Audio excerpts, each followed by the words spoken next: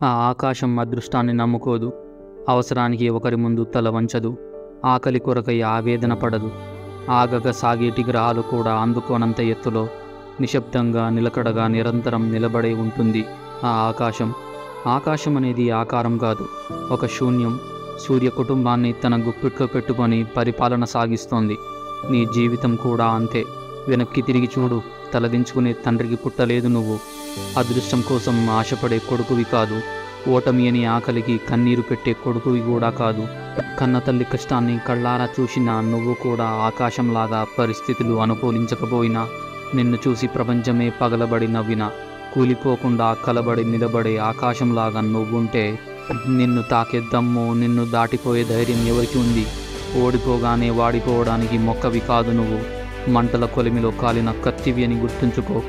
రాయగలిగే రాతని, చేయగలిగే చేతని, ఆపగలిగే ఆయుధం ఏముంది? నీ బద్ధకం తప్ప. కరిగిపోయే కాలాన్ని ఆపగలిగే ఆయుధం ఏముంది? గెలవాలనే నీ యుద్ధం తప్ప. గెలుపు ఓటములకు గడిచిన కాలానికి ఏంటి సంబంధం? గడిచిన గతం కన్నీళ్లు తెప్పిస్తే రాబోయే కాలంలో రాజయోగం ఉందని చెప్పు.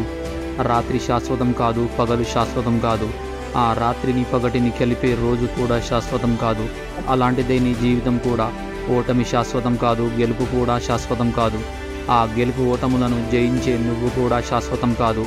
అలాంటి గెలుపు ఓటములకు తలదించుకుంటావో, లేదా ఆ ఓటమి తల తెచ్చి నీ గెలుపు కాళ్ళ దగ్గర పెడతావో నీ చేతుల్లోనే ఉంది. ఎందుకంటే మనిషి రూపంలో ఉన్న మారణాయుధానివి నువ్వు. తలలు తెంచడం తప్ప తలదించడం తెలియకూడదు నీకు. రాబోతుంది ఒకరోజు, అనుకోకుండా ఆస్తులను ఆప్తులను వేరు చేస్తూ మట్టిని ముద్దాడి అదే మట్టిలో కలిసిపోయే రోజు, మంటల్లో కాలిపోయే రోజు. అది రాకముందే పోరాడాల్సిన యుద్ధాలు, గెలవాల్సిన యుద్ధాలు ఎన్నో ఉన్నాయి. కాలం కనికరం లేకుండా కన్నీరు పెట్టిస్తుంది, కానీ ఆ కన్నీటికి సమాధానం కూడా కాలమే చెప్తుంది. అప్పటి వరకు చేయాల్సిందొక్కటే, కాలంతో కలబడి నిలబడాల్సిందే. ఓటమి మొరిగే కుక్కలా ఉంటే గెలుపు గర్జించే సింహంలా ఉంటుంది. కుక్కకి సింహానికి తేడా ఏంటో బాగా తెలుసు కదా మనకు. మరి ఎందుకు కుక్క మొరిగితే కంగారు పడతారు? సింహం గర్జిస్తే కుక్కను ఎవరు చూస్తారు? గెలుపు ఓటములు కూడా అంతే. ఎన్ని ఓటములు వచ్చినా ఒక్క గెలుపు వస్తే ఓటమిని ఎవరు పట్టించుకోరు. కాకపోతే కుక్క మొరిగినంత సులువుగా సింహం గర్జించదు కదా. ఓటమి వచ్చినంత సులువుగా గెలుపు రాదు కదా. వీధి కుక్క లాంటి ఓటమికి, అడవి రాజు లాంటి గెలుపుకి ఆ మాత్రం తేడా ఉంటుంది మరి. కానీ కొన్నిసార్లు కుక్క మొరిగి దొంగల్ని పట్టిస్తుంది.